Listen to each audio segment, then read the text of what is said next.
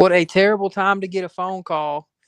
But we are live for the very first no show dog edition of the Superfan Addicts podcast. Show dog is on the injury list for this week with I guess it's bronchitis. He didn't specify. He don't have a voice. But Mm. instead we've got a normal guest that we've been having here lately. Tony Spot Dog Turner. And along with him, we've got Aaron Sims. So keeping with how Show Dog typically does things, I don't have the energy he does, which is sad because I'm like less like a fraction of his age, but I just don't got the energy. But Tony, what's been up, man? What do you have going on? Anything you want to talk about? First thing first, I told Show Dog to leave that Steeler female fan alone. He didn't listen to his brother. That's why he got bronchitis. But hey, in your absence, Show Dog, we will carry on. Oh man, I'm doing good. This came back from the ATL. Did a weekend trip to the ATL to go. It was a good flight to ATL. Easy and expensive flight. And I rode over to Huntsville, Alabama to see my 87-year-old cousin, Lewis Tibbs, who was my pipeline to my tickets in the 60s in Cleveland. He used to walk down to the stadium from DuPont and get our tickets for the games in the 60s and 70s. So he moved back to Alabama, so I had a chance to go honor him on his 87th birthday. And just a note on that, he just killed a deer about 6 months ago and gutted it. So he a bad man. Wow.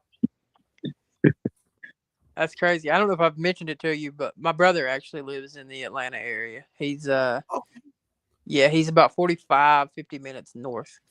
Aaron, Okay. you mentioned when we were getting ready for the show, you've only been on once, second time. What do you Um, got going on? And if you've got any events or anything coming up that you want to share, maybe try to oh, get man. some people to go. Shoot.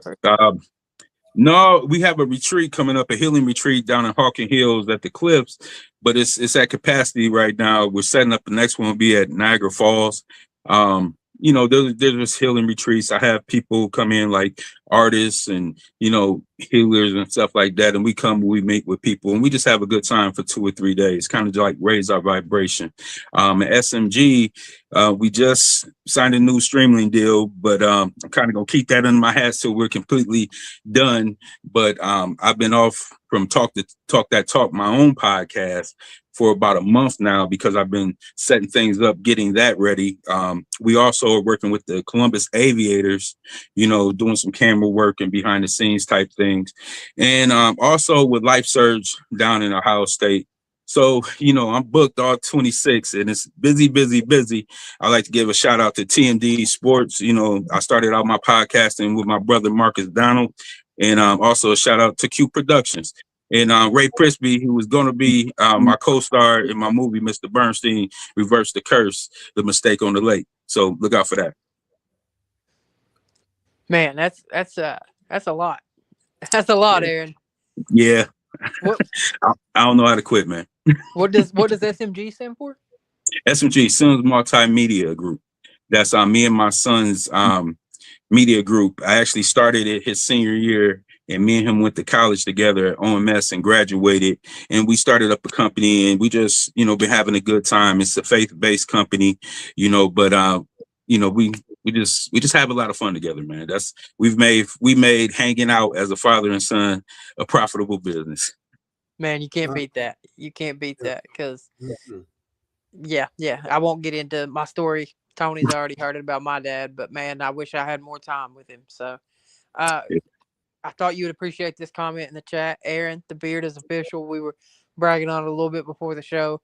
And then, even though he's not here with us on the show, Show Dog is in the chat giving comments. The difference in him being live here is if I don't like what he has to say, I just don't have to show the comment. We'll just pretend it never happened. Which brings me to I can't remember last week's show. Tony, were you on here with us last week? I wasn't on last week. So last week, Aaron, you mentioned before the show going down hanging with the Buckeyes.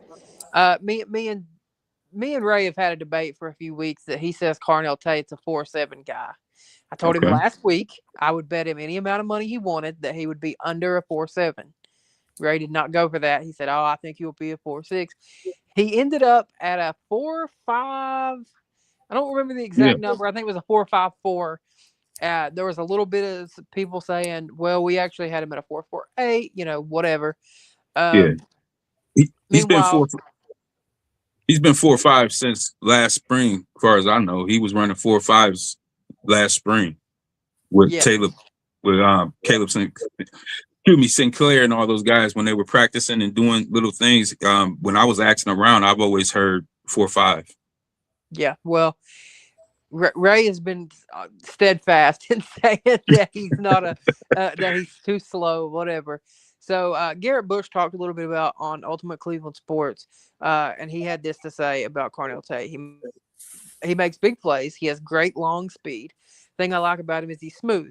Dude runs every route on the field, makes pro type catches, and he's the quintessential "I'm a pro" receiver. Aaron, Mhm. talk a little bit about what you think about Carnell Tate, and after the combine, and we've got an official time on him now. Mhm. 4.54, 4.53 is what they're saying in the chat. What do you think? Is that a guy you want at 6, or what are you thinking? Um, I think at 6, I think you can trade in free agency and possibly get Brown, which is a better proven number 1.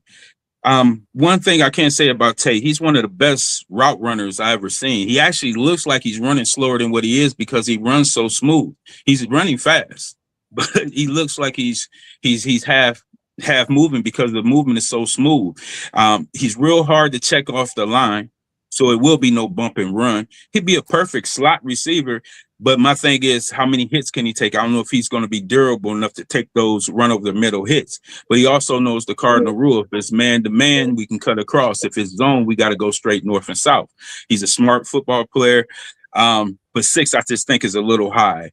I'm a little more high on Tyson because Tyson is a little taller. I think he's a little more athletic. If you're going to go in the top 10 pick, you need a physical specimen or a proven vet in a trade. Tony, what do you think about Carnell Tate? Now that we got an official number, what do you think about him at 6? I like the idea of picking them up at 6. Most of the experts say he's the top wide receiver in the draft. And I was trying to find my list. I had a list of some of the other ones I had looked at. Now, Tyson, he was ranked number 2, but he had a hamstring problem his senior year. So I kind of want to stay away from him. I mean, not to say it would be a problem in the NFL, but seemed like players who had hamstring problem they seem to occur. But I would definitely want to take him at number 6. Or if they don't want to go with him, I don't have my list. See who else is on that top 5 list and get a wide receiver. Aaron, I think Brown was going to bring a problem to the team. I wouldn't even want to mess with him. So I know chemistry means a lot. And one thing I do know about Tate, just from passing and seeing him around, he's a class act young man. So we're going to gain in character even by having him around. And he's definitely got the goods to be an NFL player. It's just, number 6 is really, really high. And I just hope he can, do well. Okay, so can I ask Aaron a question, Cody? Mm-hmm. Absolutely. Okay. Who would you take at number 6? I traded. I don't like this draft. I think it's probably one of the weakest drafts for the positions we need. The O-line is not that strong, and I don't think the wide receivers are that great. I don't see them as number 1 wide receivers immediately. That's just all. I just don't like this draft. Look, let me get my thoughts on Carnell Tate in real quick. Mm-hmm. So I think if someone told you could get DeAndre Hopkins you would take that, right? Like in his prime. I'm not talking DeAndre Hopkins washed now. DeAndre Hopkins, we all remember his prime in Houston and how good he was. Yes, Mike sir. Evans was really a tough player for, he had 10 straight 1,000-yard seasons. We would take it. Both those guys ran 4 or 5 40s. So Ray Yeah. in the draft saying he's too slow. I'm sorry. Number 6, you can You see, absolutely justify taking a guy at number 6 that runs a 4.5. He's I six could foot have. three. It takes 6'3". Yeah, he's 6'3".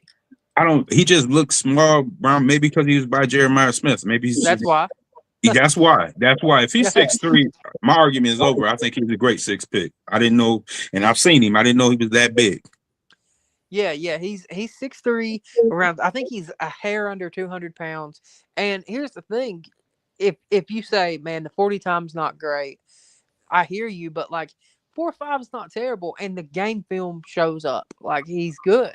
He's a player. And I know Ray always makes the argument, well, he was a number 2. Well, Jamar Chase and Justin Jefferson, one of those guys was considered the number 2 too, and they're both doing fine in the NFL. With that being said, at 6, do I necessarily want Carnell Tate? No. But Ray just loves arguing with me about this. And it's killing him that he can't talk and argue. At 6, I think, and I don't know if he had this to talk about later, but I'm going to go ahead and bring it up. I think the decision was kind of made with the guy that I wanted at 24, but if his stock has improved so much that Monroe Freeling is the number 6 overall pick, he's the true left tackle of this class. He's 6'7". But I have a little chart that I wanted to show you guys. Okay. Let me get it pulled up because at first I was like, man, number 6, that's rough. I was hoping to get him at 24.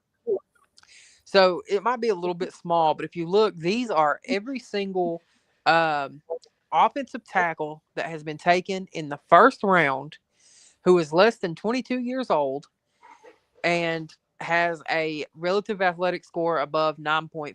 And the relative athletic score takes into account your height, your weight, your arm length, your hand size, your 40 time, your 10 yards, your vertical leap, your broad jump, all those type of things. It measures if you're an elite athlete effectively. And so if you look at this list of these guys who have fallen under this, most of these guys have turned out to be pretty daggone good football players. Mimbu was a great pick last year for the Jets. Darnell Wright has been very, very good. I think Fashanu has been pretty good. Broderick Jones, jury's still out. Mekhi Becton hasn't been great, but he struggles with his weight. But Mims, Wirfs, Williams, Smith, those are all great players. And if you draft a guy like that, who's your to be your left tackle, you potentially solve your one of the most important problems on the field and our biggest hole since Joe Thomas left for the next 10 years. With a guy who is not 22 years old yet. And in addition to that, he's 6'7", 300 and some odd pounds, and a freak athlete. Yeah, I had him at 24, but his stock has went up so high. I wouldn't be mad if they picked him at 6 because he was high on my list. So if they got him at 6, I wouldn't be mad because I think you're more likely to find a good wide receiver in free agency than you are to start a new line. You'll never find nobody 22 that big, that athletic, ready to go. You'll never. And in addition to that, I don't know, there was a clip making the rounds. I know, Aaron, you said you've been busy. There was a clip making the rounds of the work that he did against Colin Simmons from Texas. Colin Simmons is probably going to be a top 3 pick next year, unless the injuries. I've been singing the praises of Monroe Freeling on this podcast for probably 2 months now. But anyway, against Colin Simmons, Monroe Freeling dominated him.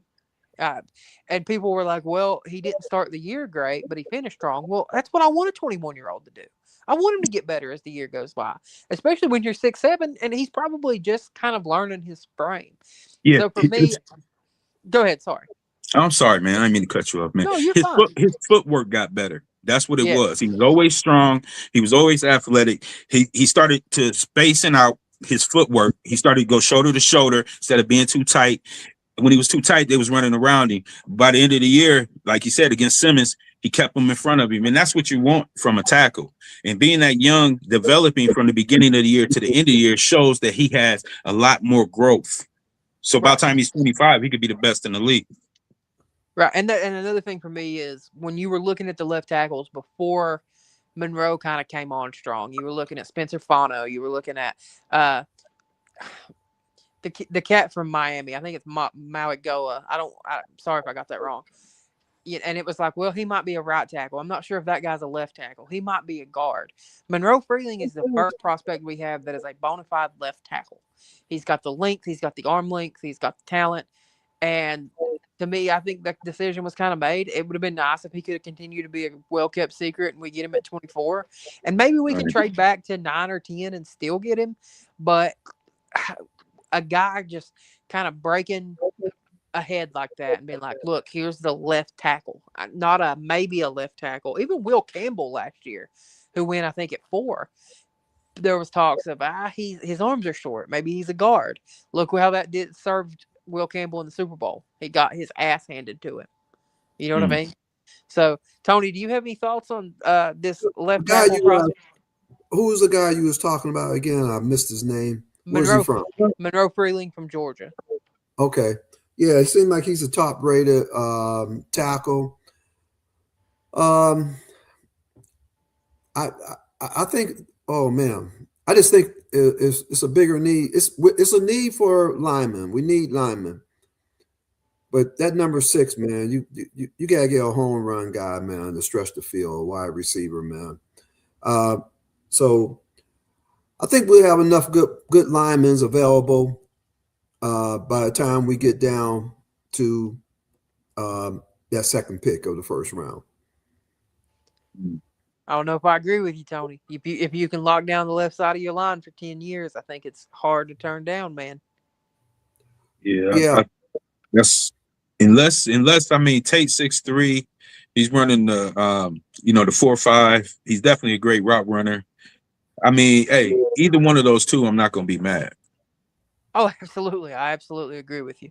And at this point, I don't know that there's many picks they can make that I would be mad. Like, I trust them after, I said last week, I wouldn't be completely devastated if they took Jeremiah Love. Then he goes out and runs a 4.3, and I'm like, do we need a running back? Probably not. But if that's who Todd Monken wants, God, who can blame him? So moving on to our next topic. I know I'm going to have the minority opinion on this one. Cardinals released Kyler Murray. I think it was yesterday or 2 days ago. Released him. He's still going to make an absolute boatload of money. I mean, a ton of money. I think it's like $38 million he'll be getting paid by the Cardinals this year to sit on the couch. I'm gonna start with Tony. Tony, what are your thoughts? Should the Browns have any interest in Kyler Murray? No way, man. No way. When you look at a guy that was a starter with another team, you're going to make it a 3-quarterback competition. And if we get a quarterback, we need to get a lower tier quarterback in the draft as maybe a safety valve, because we got three reasonable quarterbacks in our camp. Hey, Shador, we see what Deshaun Watson come with, and then hey, we got Dylan Gabriel. So come on, man. No, Kyle Murray, no quarterback, no guy. That guy from Green Bay, I can't call his name right now. No. Hey, our quarterback is Shador Sanders. That's who we gotta go with, man. Hey, go with him. Yeah, like I said, I wouldn't even go with Huntley. I wouldn't even bring him into the camp because those guys, man, when they get into training camp, they become all training camp players, and they will just change the coach's mind and want to stick him in there. And I think he just got too much connection with Todd Monken. He don't need to have that connection there. I'm going to throw 2 comments in on top of what you just said. One, Malik Willis is the Green Bay quarterback's name. It's been reported today the Browns are out. The Browns don't have interest. They're not in on that. Second of all, I cannot say this enough. Stop pretending like Dylan Gabriel is a competent thrower of the football. That little dude is getting traded to Hong Kong, China, and if he ever plays for the Browns again, I'm gonna go play in traffic. I'm more done with him than I am Deshaun Watson. That was Kevin Stefanski's mistake, and he can go to freaking Atlanta with Stefanski. He's not going anywhere, man, because he's easy. Hey, he's cheap. He's a cheap quarterback, and he's a manageable guy. You know, we don't want him as a starter, but he can manage. And then he got I don't look him as a starter, but we got a new head coach, a whole new regime. So maybe they can get more out of him. Yeah, maybe they can get boost and salt in his shoes so he might scrape tall enough to ride a roller coaster. Aaron, give me your thoughts on Kyler Murray. I just think he's another small quarterback. I think Shedeur Sanders is the future. I really wish, be honest, I wish it was some way to get rid of Deshaun Watson and Dylan Gabriel.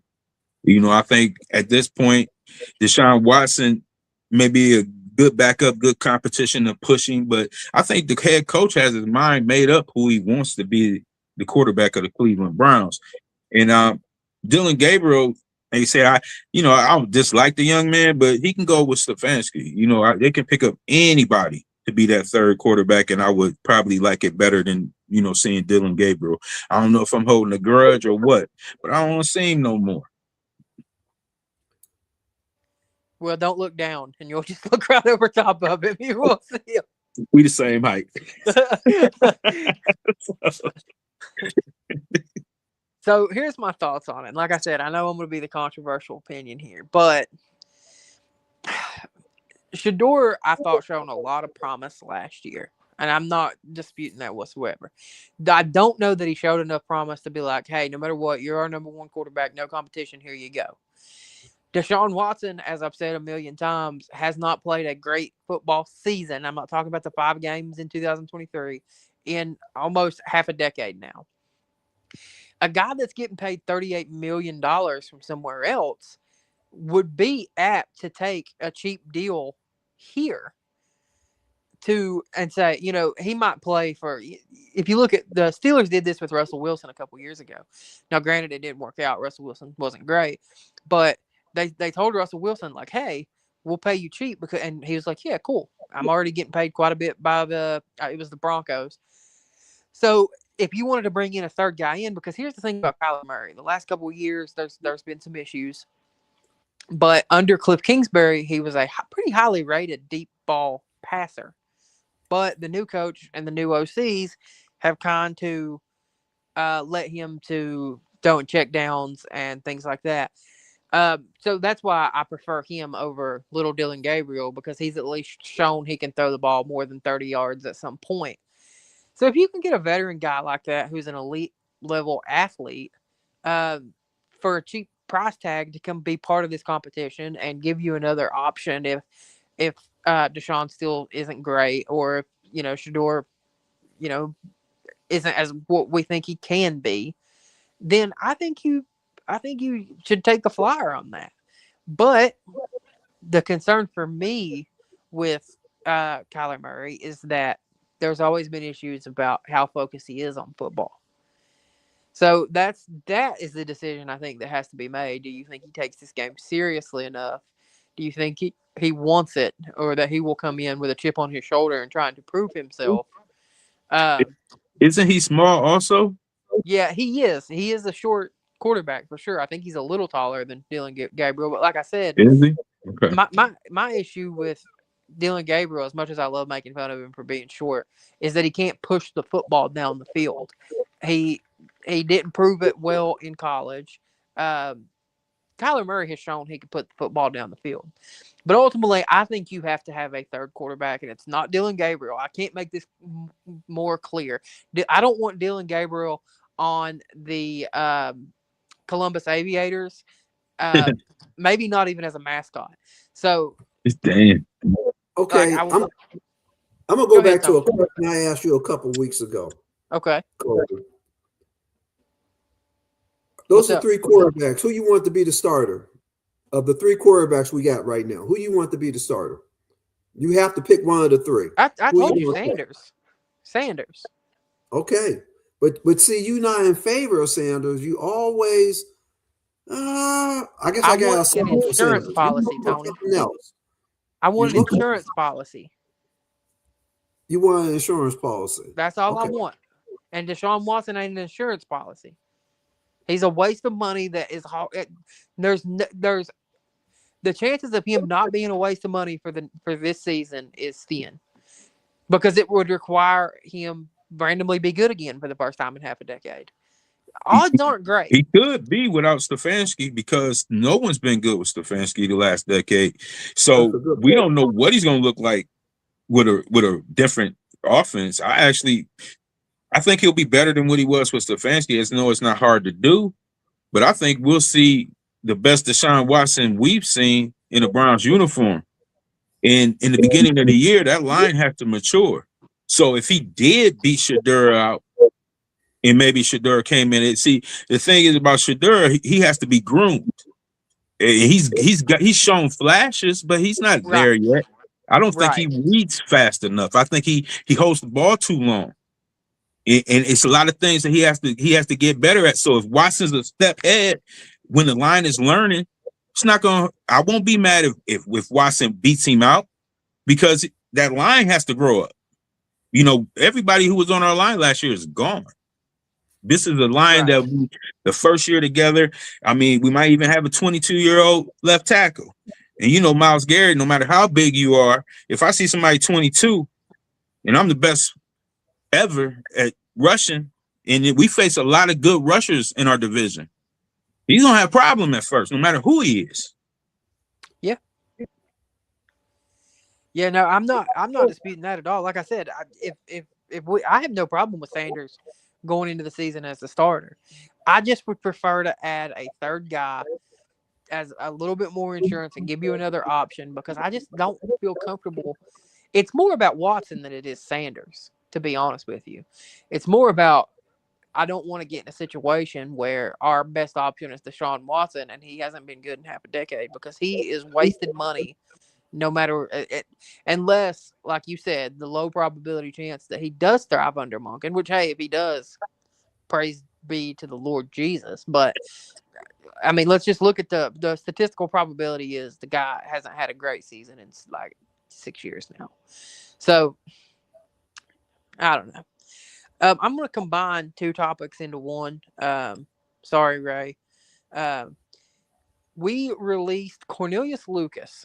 He started 3 games at right tackle, 1 game at left tackle, mostly healthy and active. Had a strong 2024, in which he had a 75.4 PFF grade with 69 run block, 79.1 pass block. In 2025, however, 42.7 offensive grade, 54.5 run block, 36.9 pass block. He was effectively a turnstile. And then we traded for Titus Howard from the Houston Texans, who has played some guard. I think that's something that's getting overlooked a little bit, is that he played some guard last year. Didn't allow a sack at all last year, and that was going between right tackle and I think left guard. So here's his numbers, Titus Howard compared to KT Leviston and to Cam Robinson. Can't get much worse than those two guys. I'll start with Tony. Tony, what are your thoughts on both the trade for Titus Howard and letting Cornelius Lucas walk, saving a little money? Hey, our quarterback was getting killed last year with that offensive line. He needed to go. I'm glad he's gone. What they saying about Titus Howard, it looked like his number is good. They say he didn't allow a sack last year. Now, when the Browns brought him in, is he going to play right tackle?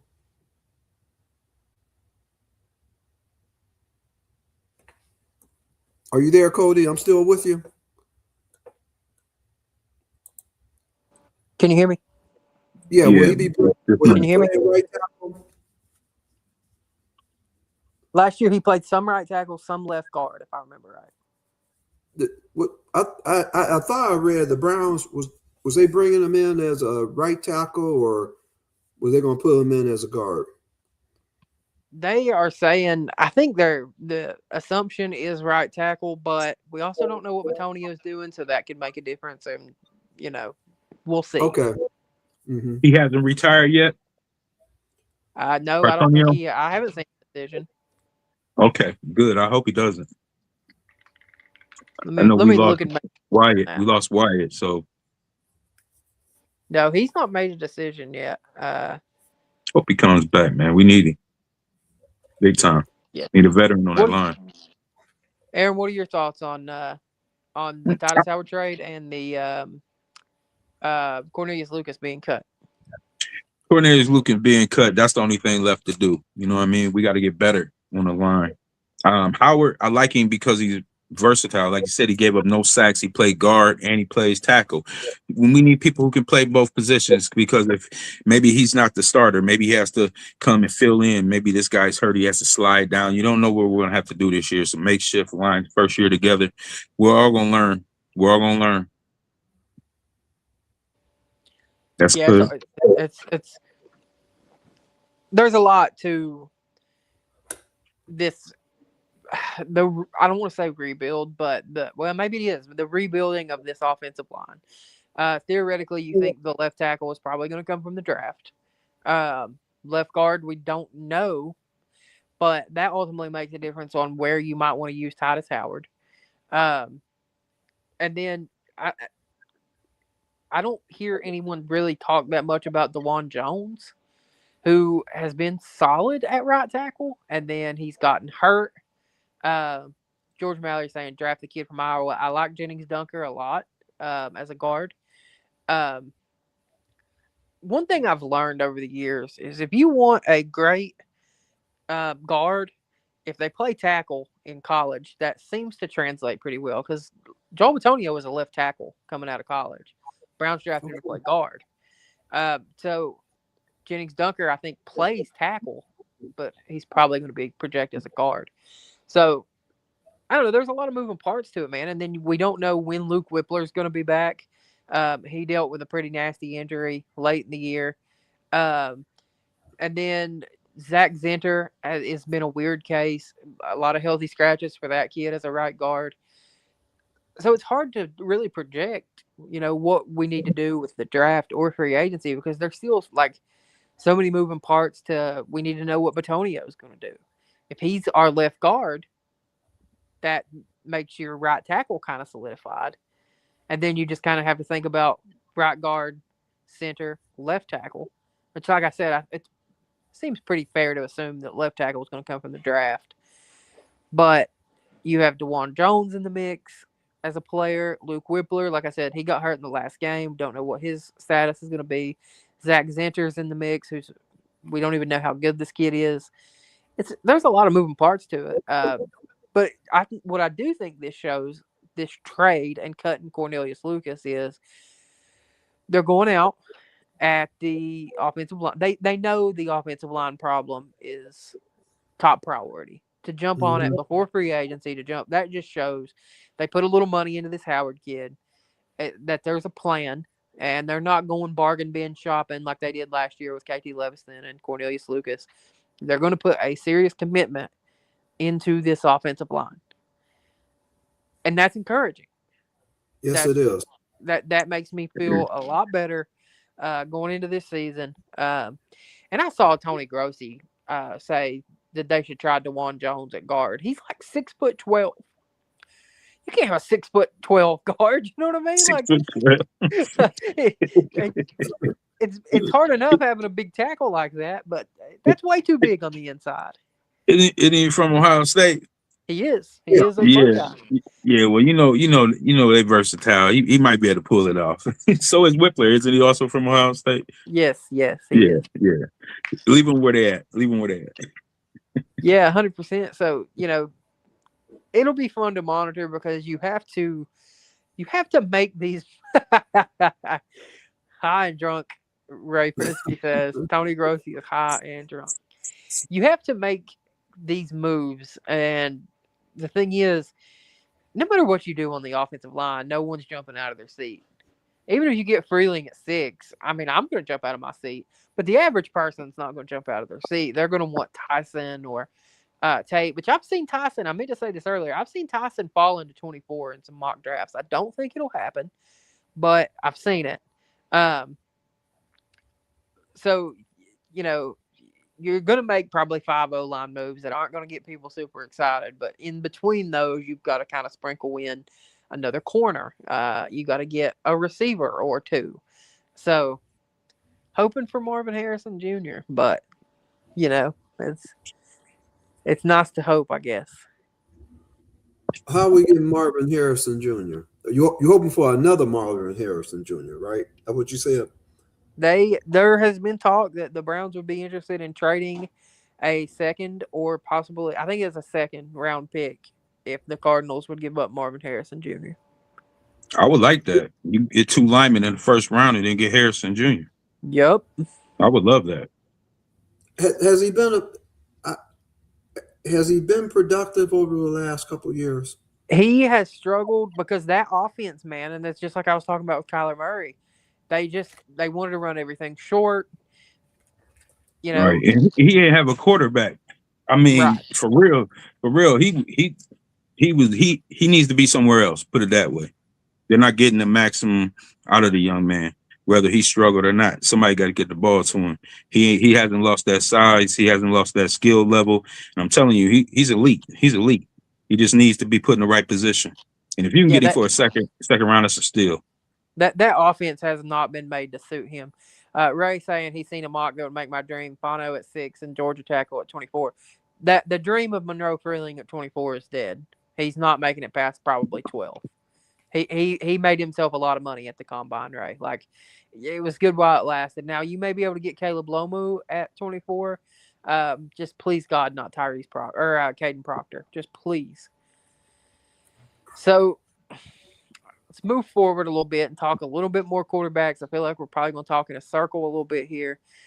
But another developmental kind of pickup that has been rumored that we might be interested in is a trade for Anthony Richardson. Anthony Richardson has there's pros. Let me just put it like this. There's pros.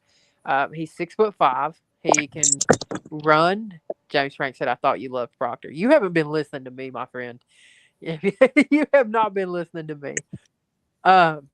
He's 6'5". He's got an absolute rocket of an arm. Can throw it a mile. He's big. He's mobile. The only negative is he sucks at football. So, Tony, what are your thoughts? Anthony Richardson, I think, was a top 5 pick. What are your thoughts on Anthony Richardson? I'll have a lot to say, but what are your thoughts on, like I said, we're going to need a third quarterback because hopefully we're sending Dylan Gabriel on a ship to the moon that never comes back. What are your thoughts on maybe a developmental guy like Richardson as the other option? Absolutely not. Here we go again. A former starter. You're going to have a 3 quarterback competition. No. Hey, we got 2 quarterbacks, and just pick up something in the later rounds to have another quarterback as an insurance for the 3 that's already in our camp. Hey, man, we got a young team, and Barry, he did such an excellent job last year getting youth for our foundation.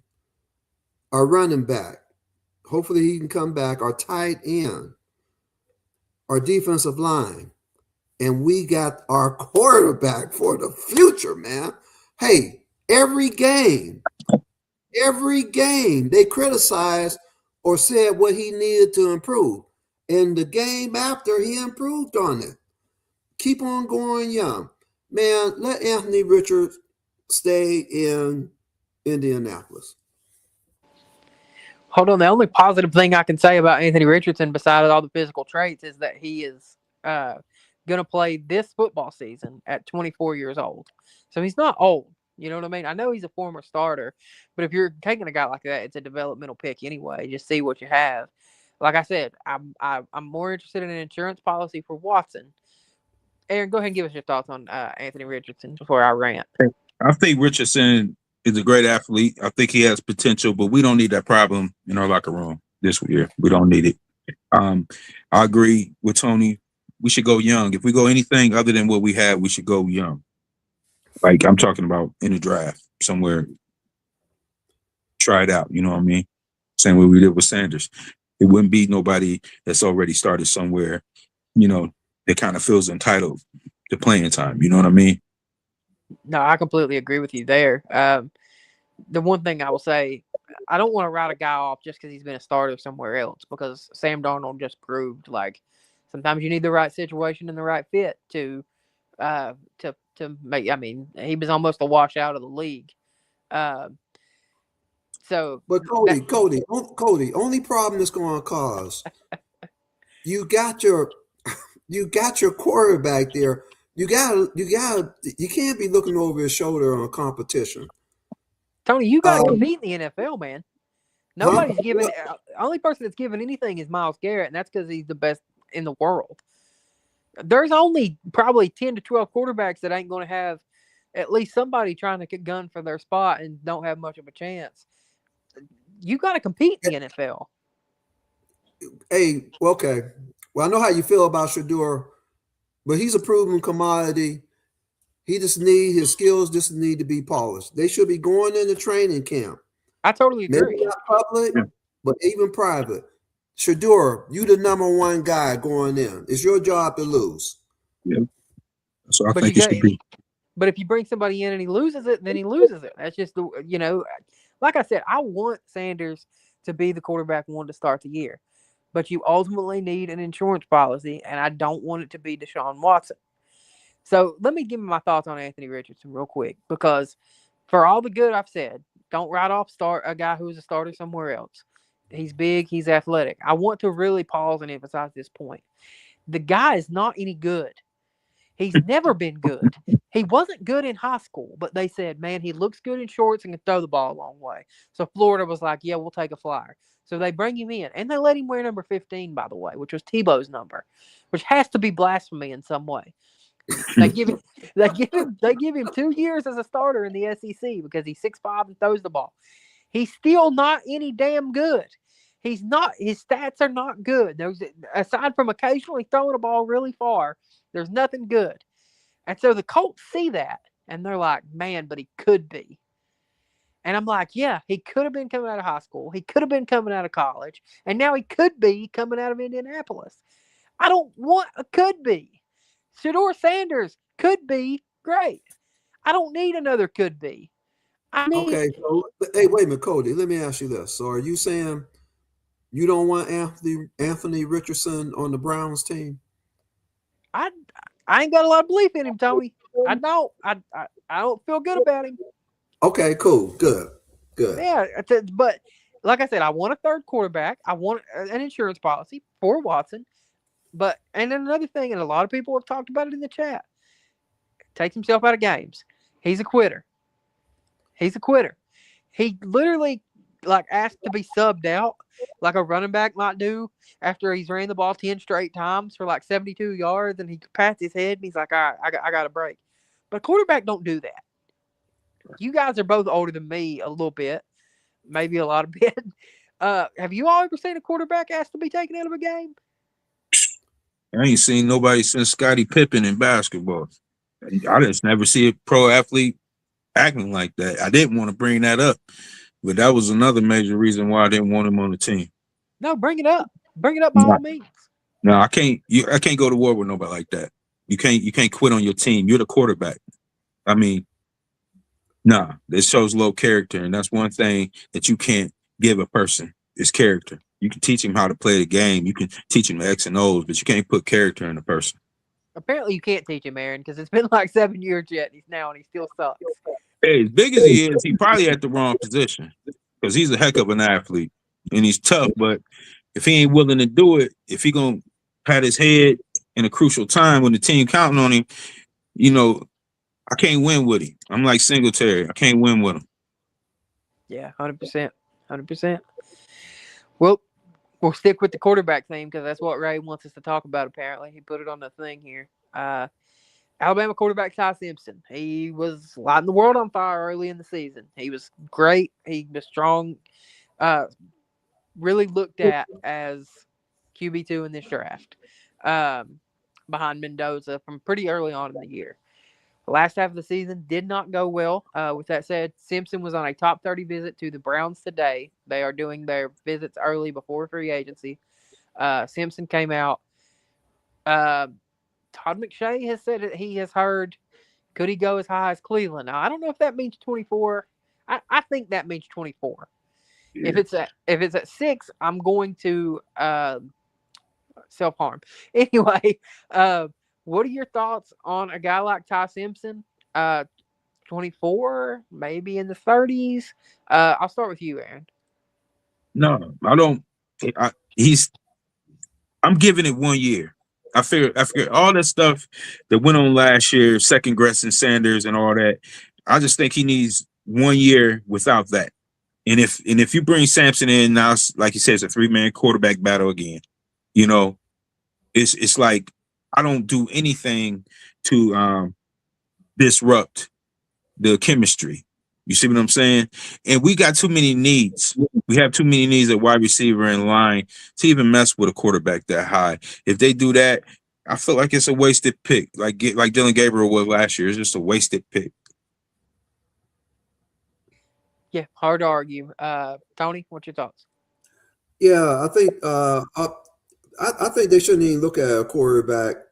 I would get a quarterback in the later round, possibly 4th round. Which quarterback, the best quarterback on the board, bring him into camp to have a assurance quarterback. Now, a couple quarterbacks, I was looking at Mel Kiper's list on quarterbacks that he have, and maybe you've been studying Taylor Green from Arkansas. He's a 6'6", dual threat. That probably be in the lower round.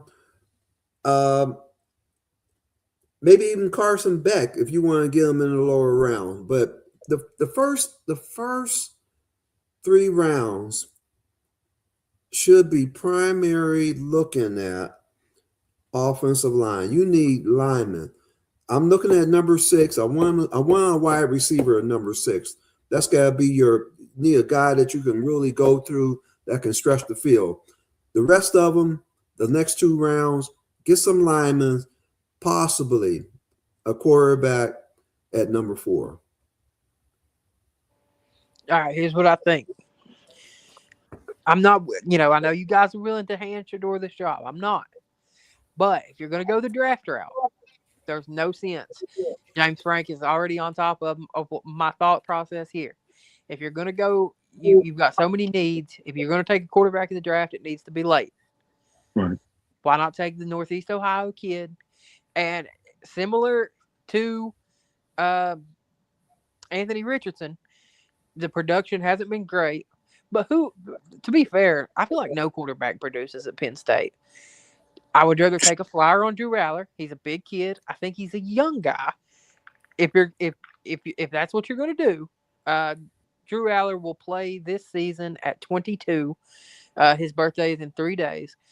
Coming off an injury, if you're going to take a flyer on a quarterback in the draft, this is the guy I'm taking. Because Ty Simpson is not good enough to spend high draft capital. Now, if they had the number 1 and talked about Mendoza, I've said from the very beginning of the year that I love Fernando Mendoza. I'm a huge fan. With that being said, I hate the idea of spending a 2nd-round pick on a quarterback that is a project. I'd rather just roll with Sanders. Yeah, and without any insurance or taking some idiot off the street or Huntley or somebody like that as your 3rd. But if you're going to do the rookie thing and why waste a high pick? Why that you could either draft a lineman or a receiver or trade for Marvin Harrison Jr. or somebody like that. Sorry. Yeah, that's my game plan. I would, after listening to everything and giving it some thought, I get the offensive lineman 6 that I was going to get at 24. I would go at 24 another lineman. I would trade my 2nd round for Harrison, and then in the 3rd or 4th round, I might get Carson Beck. Yeah, Beck would be all right. Because I think Beck is going to be a career backup, and he's going to be a dependable career backup, and that's really what we need. Yeah, I don't hate what you're saying at all. Like I said, I'd rather have somebody with some upside. You know what I mean? And Taylor Green is a great athlete. He's another one. Maybe he's not a quarterback. maybe he's a receiver or whatever. But if that's the chance that that's the flyer they want to take, I'm fine with that because we know Monken likes the mobile quarterback. I'm cool. That's fine. That's the 6'6" quarterback from Arkansas, right? Yeah, just a freak Yeah. athlete. He also has a basketball background. I would love to see him try to be a receiver if he doesn't make it as quarterback. I definitely, if he wants to be a quarterback, I want to get a fair shot at the quarterback. But just like Terrell Pryor and other people I've seen, they've been good enough athletes to play multiple positions in the NFL. Right. I'm going to argue with Ray because that's what we do here on this show. We need guards and centers, not a quarterback. Here's the thing. Thumbs up, Ray. Thumbs up for you. If you've ever played Madden, did either of you guys ever play Madden growing up? Yeah, all day. I'm a veteran. Okay, yeah, me too. Me too. I could never get my son in Madden. I'm not disagreeing that we need guards and centers by any stretch of the imagination. If you have an opportunity, if your quarterback is an 82 overall, so let's say Shedeur Sanders is an 82 overall. If you have an opportunity to bring in a guy who could play up to an 85, I think it's a chance you got to take. Because right now, Shedeur's not a 90. Shedeur's not a 92. He's not a 94. If he was, then by all means, then don't pick up a quarterback. But right now, I think we've got a 82 and a 79. And that's being real damn gracious with Deshaun Watson. And I'm not even talking like Dylan Gabriel is a factor anymore because I'm tired of pretending. We're sending him to Atlanta or Hong Kong or somewhere the hell else where I don't have to worry about him taking it. Not Columbus? No, we don't want him. All right, Birmingham, the Louisville Kings. See, you keep talking about it, Cody. You keep talking about it, man. You're going to make Dylan Gabriel our starter, man, this year. You keep putting him down like that, man. You might be right. If Monken makes a man out of him, that might be what we need. And that's the thing. We got a coach that has been successful with offense at Baltimore. Okay, he had Jackson, but his system has been successful, and I think I feel he'll get Shedeur up to that 90 that you're looking for. I think it's possible. And he might show some improvement in Watson. I think he would. Yeah, so we'll see what goes, but man, we need linemen. Oh, I totally agree. All day. Mm-hmm. There's one thing, we need players who can play right now. Quarterbacks can't play right now. We got quarterbacks. We need players who can play right now. Just like last year. The only way you're getting a quarterback that can play right now is if you get Mendoza or if you grab somebody like a Mac Jones, which they're saying they want a first for him. George Mallory said, "Is Darnold a 90 right now?" Hell yeah, he is. He just won a Super Bowl. Yeah, 90 now. You know what I mean? Man, you know what? Hey, I hate to upset your stomach, Cody. Mendoza ain't better than Shedeur, man. Who? Mendoza is not as good as Shedeur. I don't know if that's true, Tony. I don't know. He had a good team around him that made him great. I'm gonna tell you why I disagree with that. Okay. Mendoza was really good at Cal, and I don't know like how that got lost. But before he was at Indiana this year, I had my eye on Mendoza as a guy that could go number 1 overall this year because I had heard about him from Cal. He threw for 3,000 yards at Cal, 16 touchdowns. He was really good. He plays a very pro style, very careful, doesn't make a lot of mistakes. I think you're just seeing like the scratch of the surface with Mendoza. The thing for me is, I think that if too much is expected out of him too early, he will fall apart. But I don't know if that's necessarily true. I think that, like I said, I like Shedeur. I like his talent. He's got a long way to go on reading the field and getting the ball out. I hope that he is the guy, but I'd still rather have an insurance policy for this year. Okay. Talk about a guy that Ray seems to like here. Kenyon Sadiq, tight end out of Oregon. 6'3", 241, ran a 4.39 40, was extremely productive in college. If you're going to get him, it's going to take a first. And I'm not sure. You're not going to take him at 6. But I think you would have to trade back and pick up some picks, and you might take him at like a 12, something like that. Normally, I would say hell no. Harold Fannon's a dog. Look at that Ravens offense the last couple of years. Monken really likes tight ends, multiple tight ends, not just one. There was likely Andrews and the other guy. I can't think of his name. He's actually a free agent. He may end up signing with us. Start with Aaron. Uh, Ray says I take him at 6 before I took Tate. You take somebody to play alongside Harold Fannin Jr. before you. All right, man. It's a good thing you ain't on the show. We're disregarding Ray's opinion right now. What would you think about trading back, picking up Sadiq to pair alongside Fannin for the two tight end stuff that Monken likes to run? I'll start with you, Aaron. Is Njoku gone? Yeah, he's gone. Okay, Njoku being gone, I think hard about it. Matter of fact, if I could, 6 is a little high for me. But if I could somehow maybe trade our first round pick and scoot up and get in the top 15 to pick him, I think he's a good player. I just think that a tackle and a wide receiver is more needed than a tight end. And I think right now for that position, he's better than the tackle, and I think he's a better tight end than Tate is a receiver. Being that fast. I like Harold Fannin Jr., but he's not the speediest guy. I've been watching him since Little League football down here in Camp McKinley. He's always been a star. I wish him I definitely like him, but anybody that's 6'3" and runs that fast, that's playing tight end and can also block, he's an asset. So, we need so much stuff, man. I wouldn't be mad because he's a great player, but I would go for the tackle or the wide receiver before I went for him because I think it would take 6 to get him because I think he's going in the top 15. Yeah, I agree. Tony, what are your thoughts there? Oh, I'm with Aaron, man. Hey, our need is linemen. Our needs are we need some linemen, man. Yep. I still tight end, he's good. He'll be a plus, but we need to focus on linemen, guards, and tackle. I still want to get I'd like to get the wide receiver at number 6. But no, I see that a wide receiver and a tight end body. No. Only thing I would take over a lineman is a wide receiver at this point. Yes. Lineman is a must-need position, and we got to get the best ones as possible because we got a young quarterback. We want a line that can grow up with our quarterback. I mean, free agency has a lot of great tight ends, and even free agency has a few good wide receivers. So, I mean, line.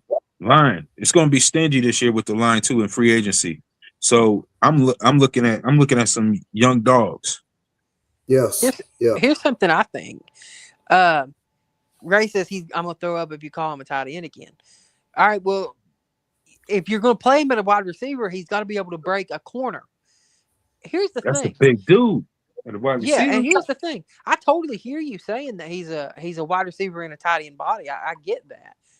In a way, Fannin is too. So wouldn't you want your other tight end to be a more traditional tight end that can block a little bit and go out and catch the ball? I think you can find a better tight end too to do more of the blocking in free agency or late in the draft.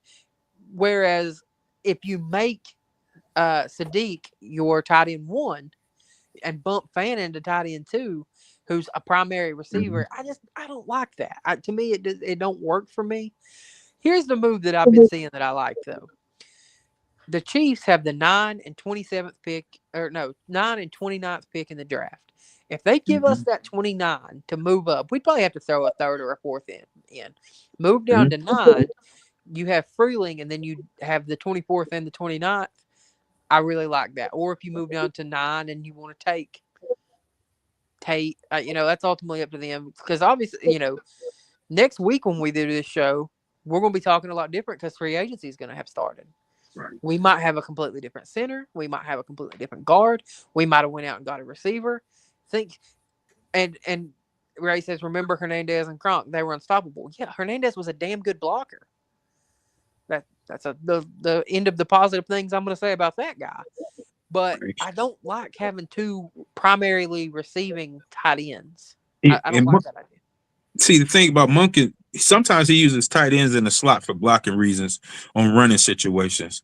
So, and I thought that Harold Fanning would be perfect for that because he even played safety in high school, and he had the most yak yards in college when he was at Bowling Green.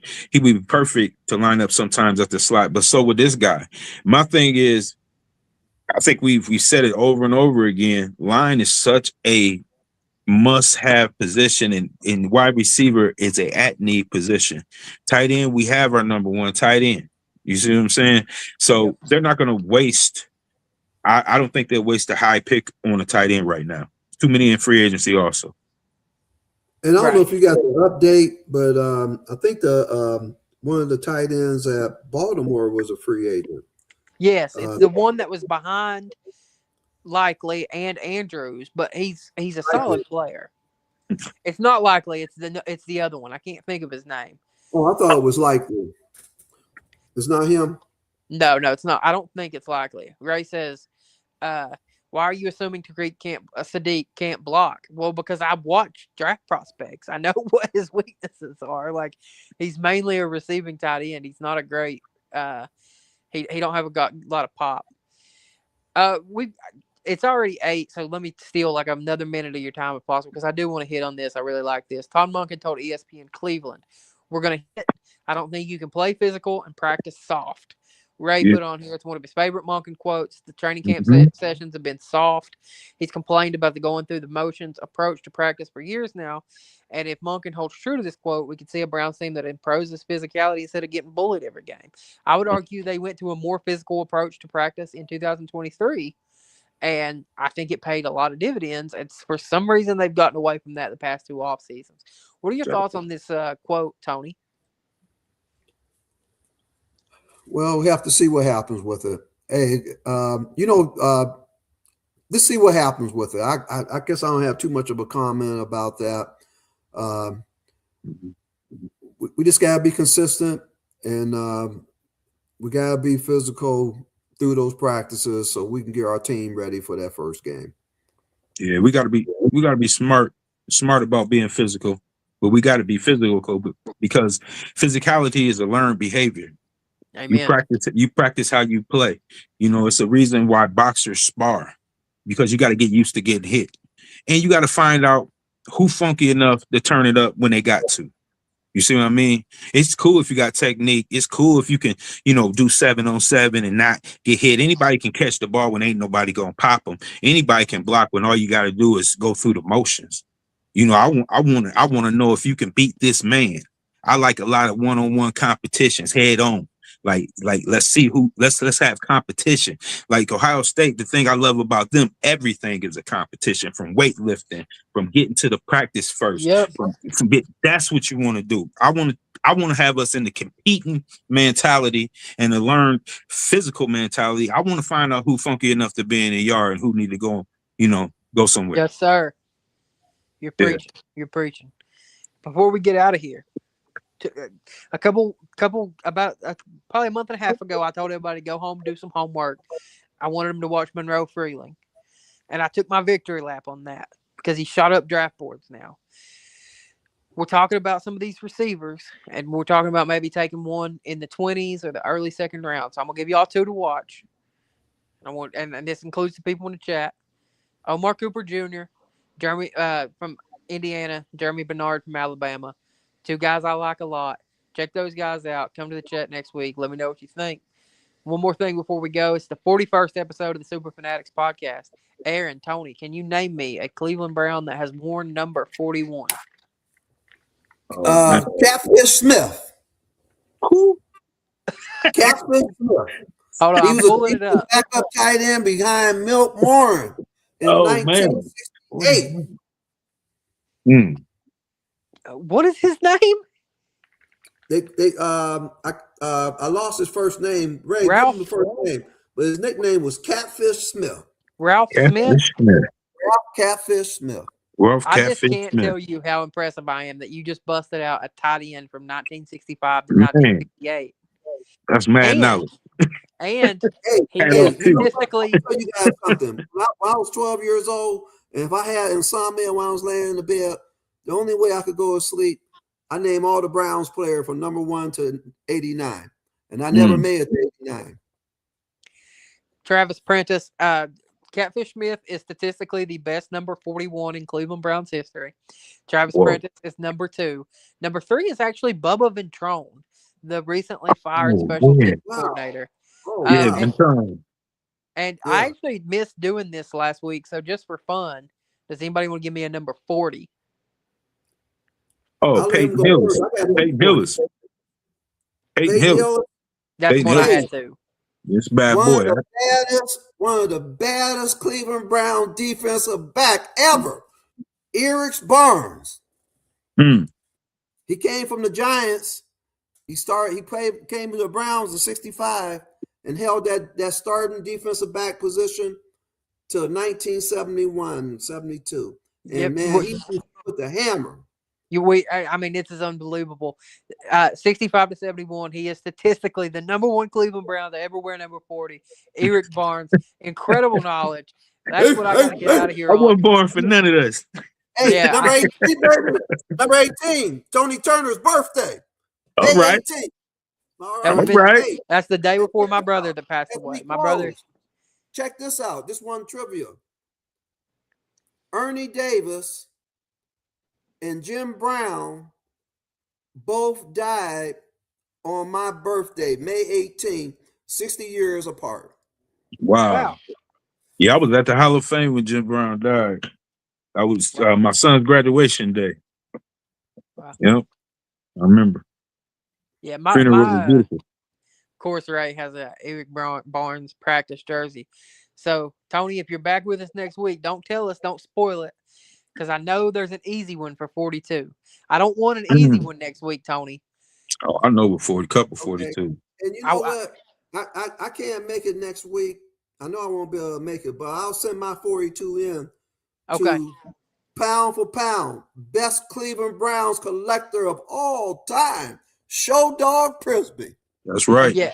That's and for everybody send your well wishes to Show Dog. Hope he feels better. Looking forward to having his energy back next week. I hope I did good in his absence, because I certainly well. You did great.